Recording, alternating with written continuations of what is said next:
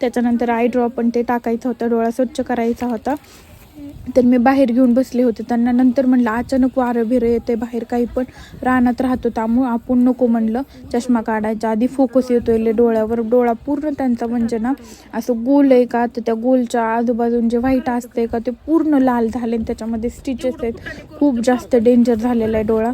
तर म्हणलं चला आपण मध्ये बसू. मग मध्ये गेले त्यांच्या डोळ्यामध्ये 2-3 ड्रॉप होते टाकायचे, तर ते 2-3 ड्रॉप टाकले. पहिलं काय केलं, डोळा व्यवस्थित स्वच्छ करून घेतला.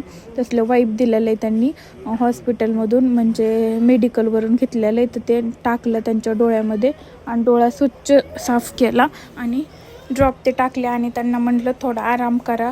त्यांना घरी कसलंच करमत नाही, ते म्हणजे कंटिन्यू बाहेर फिरत असते. त्यांना आता डॉक्टरांनी सांगितले ते पूर्ण तर नाही, पण ते डोळ्याने दिसायला किंवा बघायला 1.5 महिन्यानंतर येईल तुम्हाला साफ. तोपर्यंत काळजी घ्यावी लागेल. नाजूक